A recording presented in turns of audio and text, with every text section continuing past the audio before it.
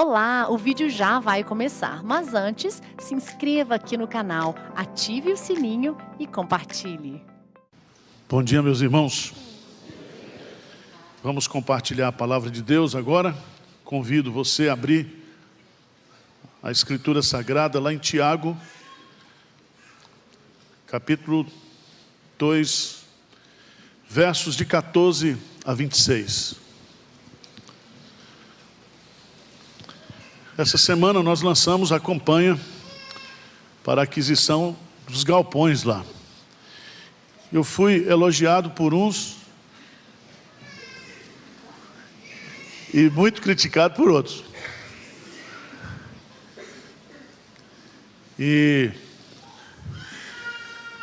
a campanha é para a gente arrecadar 42 milhões, que é o preço que o homem está pedindo. Nós não negociamos ainda, mas tem que comprar cadeira, telão, não é isso? Ventilador. Mas eu creio que Deus pode nos dar. Ele pode levantar uma pessoa, fazer o cheque e pagar. Mas o que me emociona são as pessoas pobres, por isso que a gente lançou a campanha, 42,77. Teve um irmão que depositou R$ 7,77. Eu falei, louvado seja Deus. Teve um gaiato que colocou 777,77. Eu falei, esse é crente. Então, nós já chegamos a 128 mil. Você vai fazendo a conta. Tem o impostômetro, vai ter o ofertômetro. Só que vai ser decrescente, tá? Você tem fé para isso ou não? Também eu terminei minha declaração de imposto de renda essa semana. Vou publicar.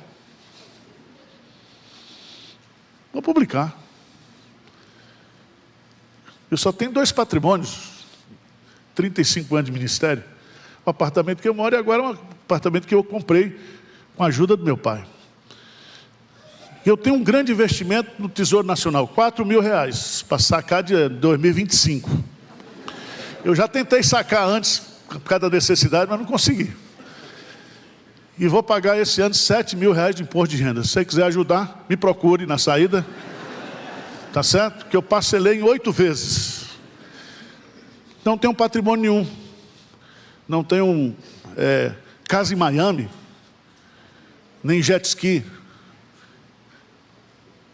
Porque nós vivemos pela fé. O justo viverá pela fé. Eu não conheço nenhum pastor vocacionado por Deus que morreu rico. Agora também não conheço nenhum que morreu desamparado. Amém? Graças a Deus, alguns anos atrás, eu nem pedi.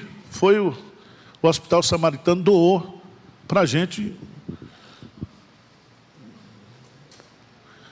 umas covas aqui no cemitério. Eu quis vender aqui, mas ninguém quis comprar. Né? Então, pelo menos já estou garantido. Vocês não vão ter trabalho. Faz um culto bonito, canta um hino aí, o pastor morreu, mas está enterrado aqui no nosso cemitério dos protestantes, né? Mas vamos falar sobre fé. E Tiago vai falar sobre fé morta. E ele diz, a fé sem obras é morta. Meus irmãos, então ele está se dirigindo para os crentes. Qual é o proveito se alguém disser que tem fé, mas não tiver obras?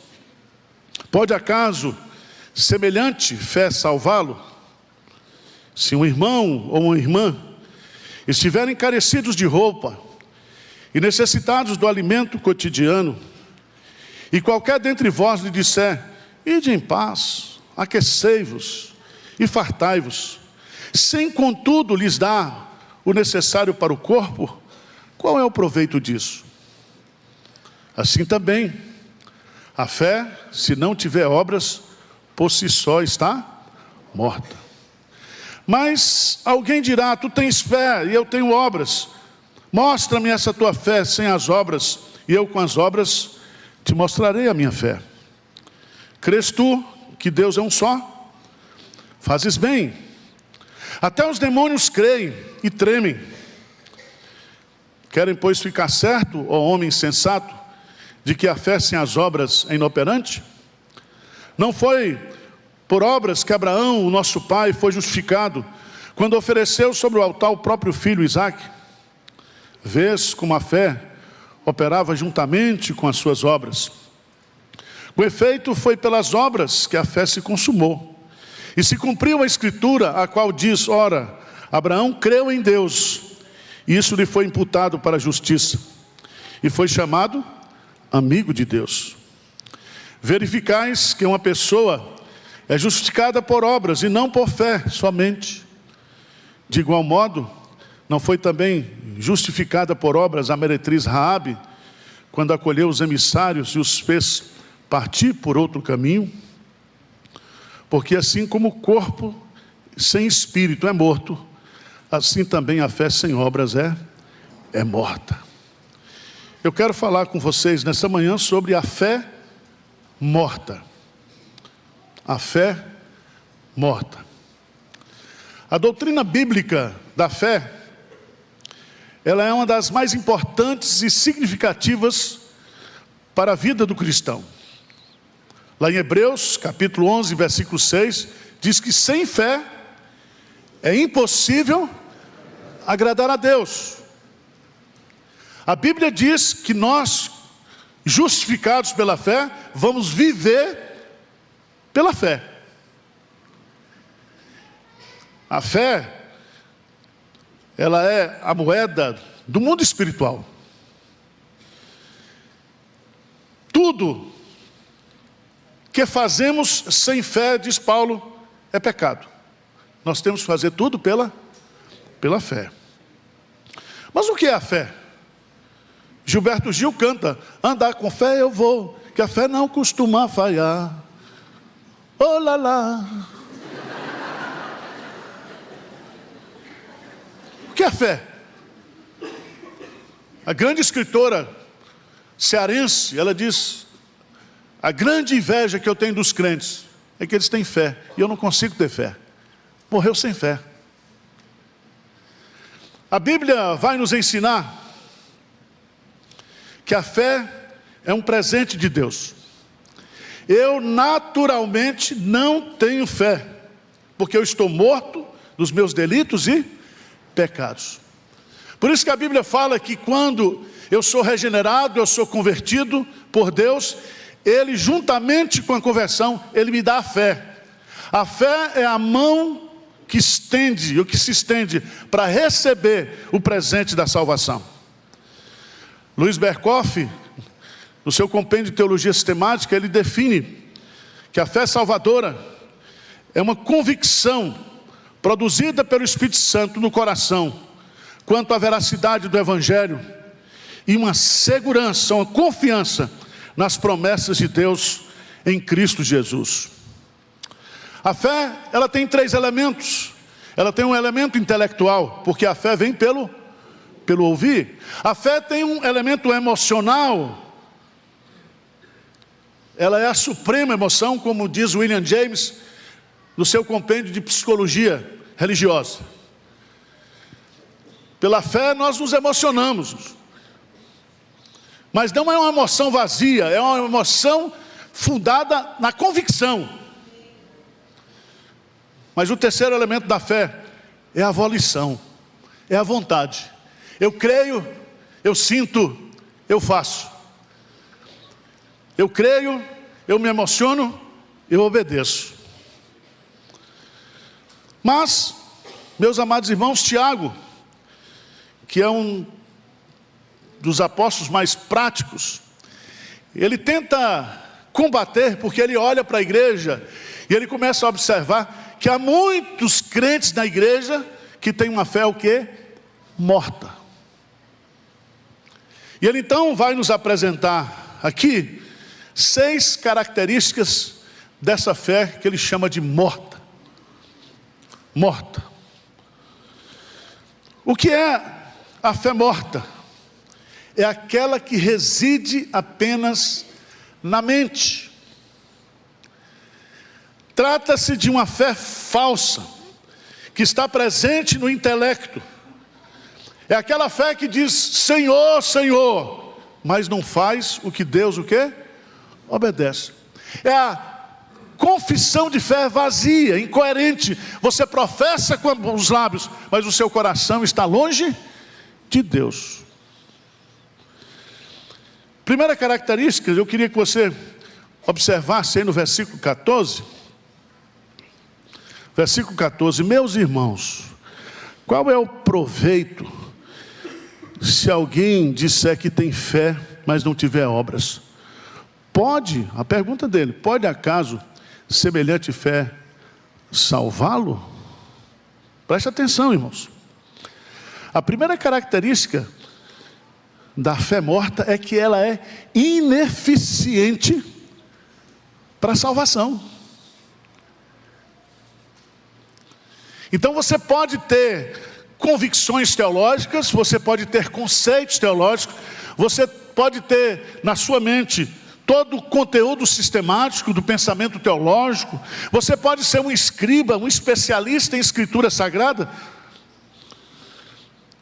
mas se você não tiver a fé verdadeira, todo esse conhecimento que você tem não serve para salvá-lo. Por favor, vamos lá na primeira epístola de João. Primeira epístola de João, capítulo 5.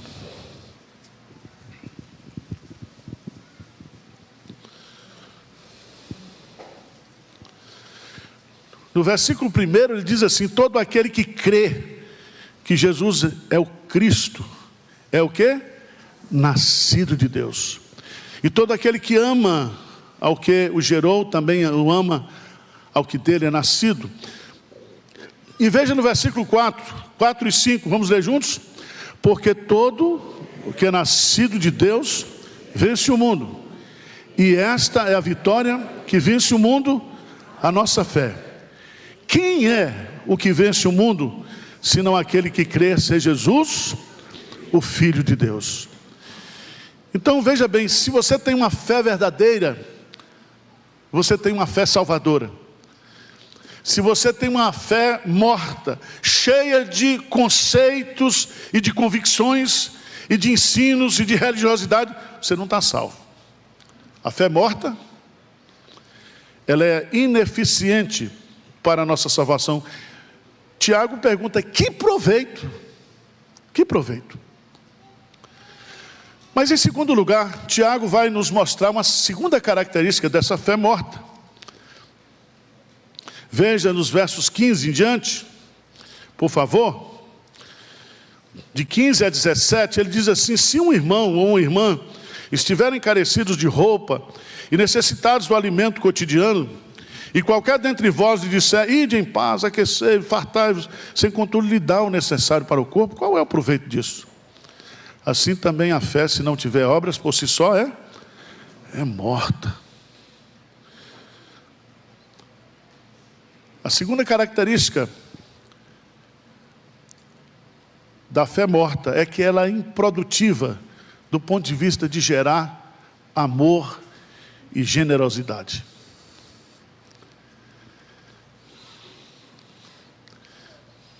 Isso é um assunto muito sério. Veja que Tiago, ele traz o conceito de fé, o conceito teológico de fé, para a vida prática. Se um irmão seu estiver passando necessidade, e você como um bom crente, assim, bem, você diz: eu vou orar por você. Resolve o problema do cara? Veja o que está lá em 1 João. 1 João 3, 17 e 18. 1 João 3, 17 e 18. O que é que diz aí? Vamos ler juntos? O que é que diz? Ora.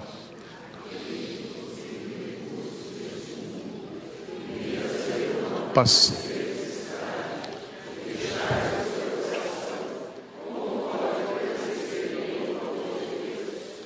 Filhinhos.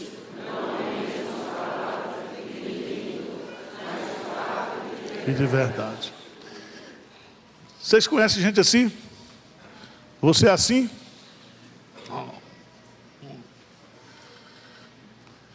As pessoas estão necessitadas. Se você é uma pessoa de fé, Se você é uma pessoa que nasceu de novo, você é uma pessoa que ajuda.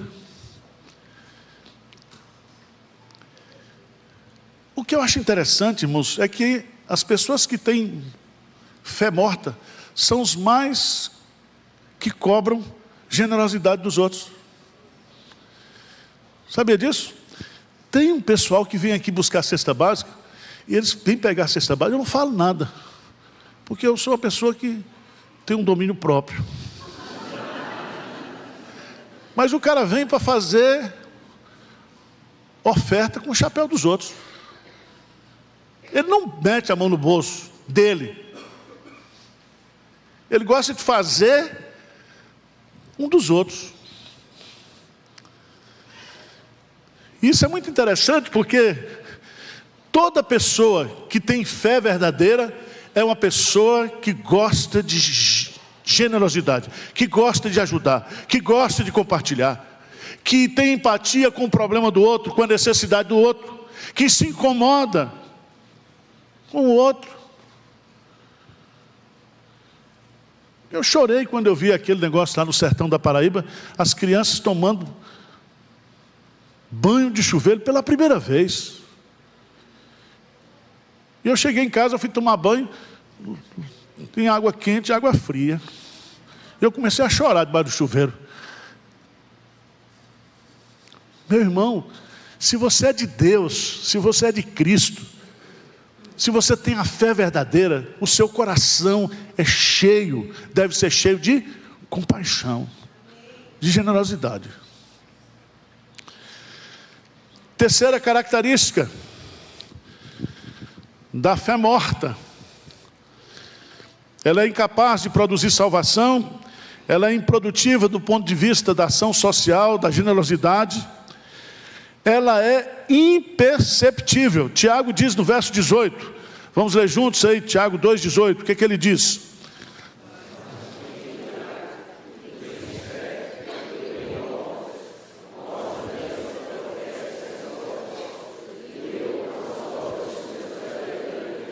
Eu fico pensando isso aqui numa discussão na internet.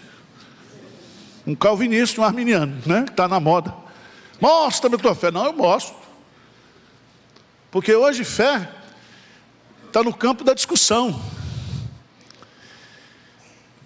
E o que Tiago está dizendo aqui é que a fé tem que estar no campo da percepção. Eu tenho que olhar para você e ver que você tem o quê? Fé. Mostra-me a tua fé.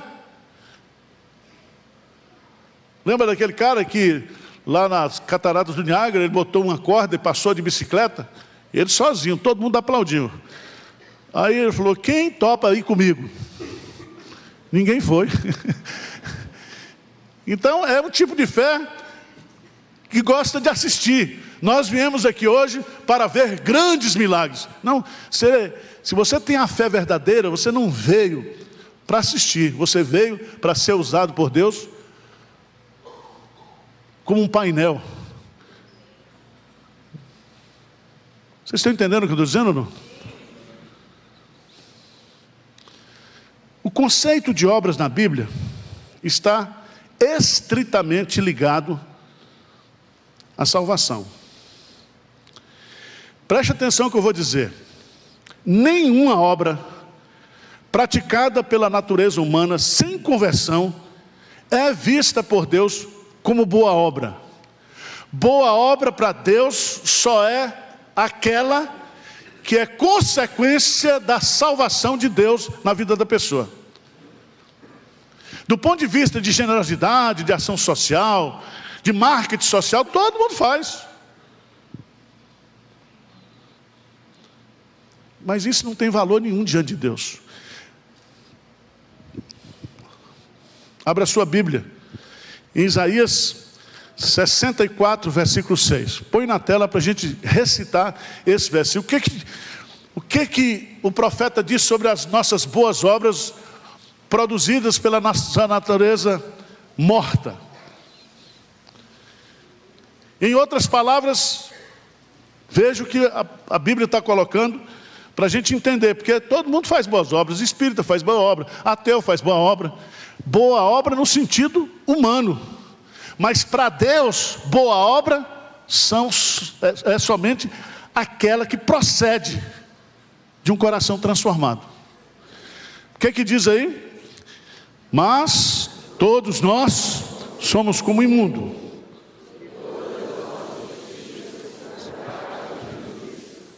Todos nós murchamos como a folha, e as nossas iniquidades como um vento. Todas as nossas justiças são como o trapo da imundícia. O trapo da imundícia é um absorvente feminino depois de usado. Chequei vocês, mas é isso mesmo. Serve para alguma coisa? Não. Então veja bem, se eu quero mostrar que tenho fé, se eu quero mostrar que eu sou crente verdadeiro, isso vai refletir através das boas obras. Boas obras são apenas aquelas que Deus ordena em sua palavra. Veja lá em Efésios capítulo 2. Efésios capítulo 2. A Bíblia diz, no versículo 8: porque pela graça sois salvos mediante a fé. Isso não vem de obras, é dom de Deus. Não de obras, para que ninguém o quê? Veja bem, as obras humanas, quando elas não são feitas em Deus, elas produzem o quê? A glória humana. Nós não somos salvos pelas obras, mas depois de salvos pela fé, diz o versículo 10, o que diz aí? Pois somos feitura dele, criados em Cristo Jesus para as quais Deus de antemão preparou para que... Coisa linda. Nós somos criados por Deus em Cristo para as boas obras. Então, se na sua vida, se na vida de um crente não existe boas obras, é porque ele não é convertido. Ele não é transformado. E tem uma coisa: aquilo que a mão direita fizer, a esquerda o que não? Não toque trombeta quando você fizer uma boa obra, tá?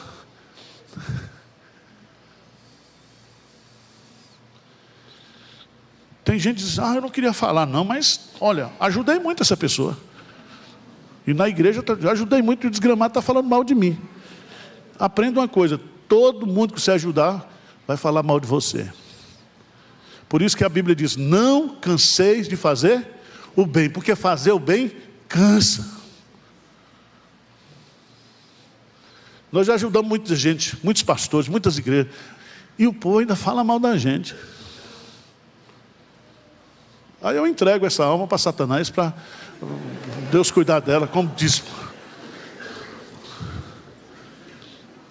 Porque o pior pecado que existe é o pecado da ingratidão.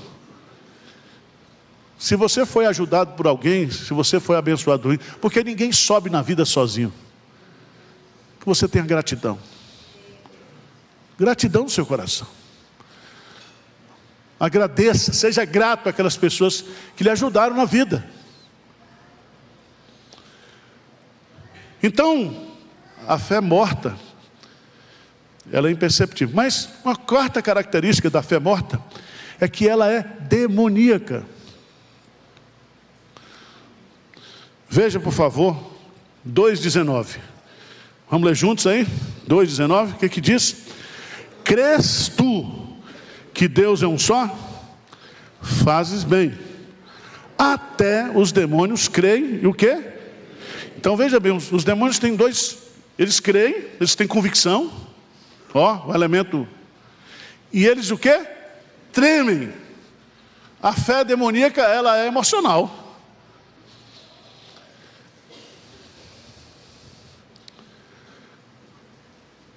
Os demônios, eles não são ateus e não são agnósticos. No ministério de Jesus, quando os demônios, eles se encontravam com Jesus, eles sabiam quem era Jesus, eles confessaram o nome de Jesus, Eles criam no lugar do castigo eterno e eles reconheciam Jesus como juiz. Significa que os demônios, eles são o quê? Ortodoxos.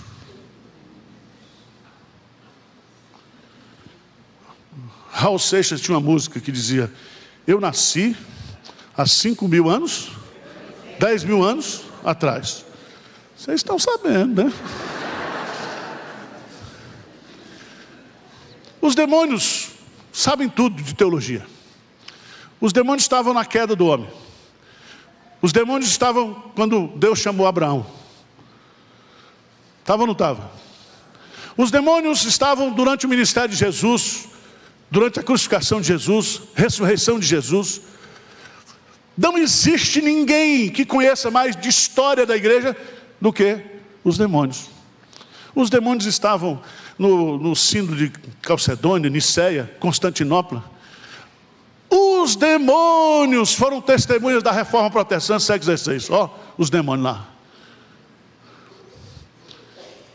Sproul diz que se os demônios fizessem hoje uma avaliação para entrar num curso de doutorado em teologia, seria aprovado.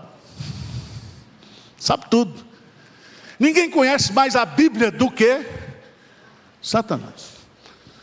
Satanás estava quando o cano foi fechado. Satanás levantou homens dentro da igreja para fazer e produzir heresias contra a palavra, contra a pessoa de Jesus Cristo.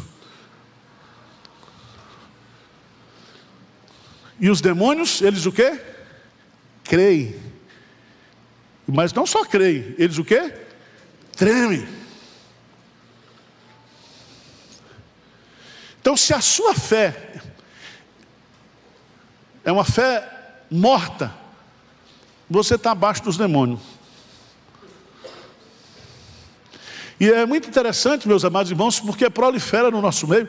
Você já notou que com as redes sociais, todo mundo sabe tudo, e todo mundo quer reconhecimento, visibilidade, todo mundo quer. Eu fico impressionado porque inventaram, não fui eu que inventei, porque tem um pessoal que cuida do meu Instagram, um negócio de caixinha de pergunta, mas é cada pergunta. Eu não sei se o pessoal faz de gozação, é porque é burrice mesmo. Porque são coisas que estão tão simples, tão claras na Bíblia. E você observa que as pessoas então não têm o mínimo de evidência de conversão de alguém que está lendo a Bíblia, orando. A lógica do pensamento de Tiago é que se uma pessoa tem apenas conhecimento intelectual de Deus, está numa condição pior do que as dos demônios que creem e tremem. Tiago 2,20, a quinta característica da fé morta. 2,20. Queres, pois, ficar certo, ó homem insensato, de que a fé sem obras é inoperante? A palavra inoperante aqui no grego, a palavra agros, significa ocioso ou desocupado. Em outras palavras, a fé sem obras não salva, não tem proveito, está morta e é inútil. Porque o grande propósito da fé é justamente nos salvar, é nos justificar diante de Deus. E ele vai usar dois exemplos aí, o exemplo de Abraão e o exemplo de Raabe. Abraão foi justificado pela fé operosa. Veja aí 2:21, 23, ele vai colocar: não foi por obras que Abraão, nosso pai, foi justificado, quando ofereceu sobre o altar o próprio filho Isaque? Vês como a fé operava, juntamente com as suas obras. Com efeito, foi pelas obras que a fé se consumou. E se cumpriu a escritura, a qual diz: ora, Abraão creu em Deus, e por isso foi imputado por justiça. Foi chamado ele o quê? Amigo de Deus. Então a verdadeira fé, ela pressupõe obediência. A verdadeira fé vem acompanhado de atos que revelam a presença dessa fé, a vitalidade dessa fé. E Paulo chama a operosidade da vossa fé. Mas ele usou Abraão, um homem rico. Mas ele usa também a figura de Raabe. De igual modo, não foi também justificada por obras a meretriz Raabe, quando acolheu os emissários, fez partir por outro caminho? Veja a comparação que ele usa. Quem era Abraão e quem era Raabe? Raabe era uma prostituta. E ela foi salva pela fé. E como é que evidencia essa fé? É justamente no correr o risco de proteger o povo de Deus, no colocar o fio de escarlate na janela, para que quando Josué fosse destruir, a sua casa fosse preservada. Ela creu em Deus, e isso lhe foi imputado por justiça. Só que essa fé, ela se evidencia através da obediência. Da obediência. Mas eu quero concluir, irmãos.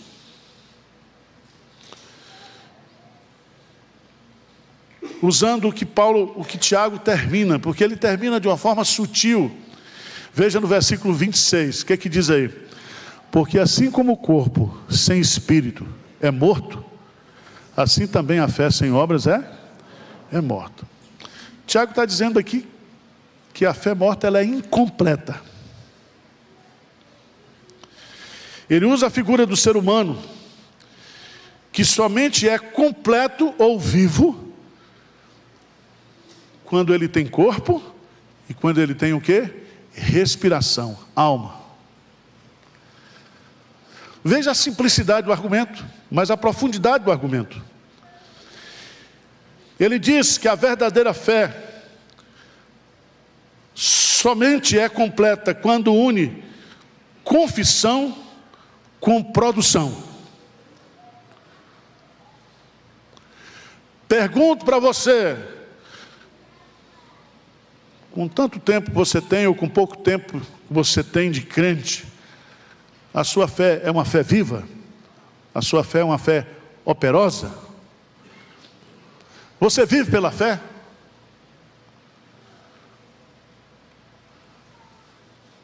Nós queremos ser uma igreja conhecida pela sua fé. Sua fé. As pessoas hoje estão muito preocupadas com a nossa confissão de fé, não é assim? Eu respondi para um tonto, ele perguntou, a igreja presbiteriana de Pinheiros abandonou a confissão presbiteriana? Eu falei, quem disse isso, cara? Eu nem sei o que eles chamam de confissão presbiteriana. Vocês acham que nós somos presbiterianos? Nós abandonamos a fé aqui? A gente prega heresia aqui? A gente prega a palavra, tudo aqui é na Bíblia. Agora a gente gosta de pobre. A gente faz a teologia de Robin Hood. Tira de quem tem para dar para quem não tem. Você está mais pobre por causa disso? Tem 26 anos que eu estou aqui. O povo aqui só cresce. Só é abençoado. Até no peso. Porque peso é excesso de bênção.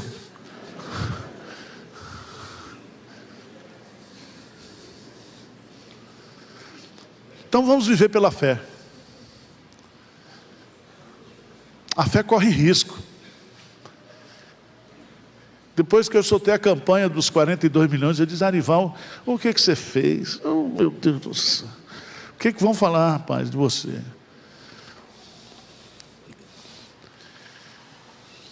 Aí, um irmão disse, não, pastor, fica tranquilo. Se for de Deus, vai acontecer. É assim, Alain? Se for de Deus, vai acontecer.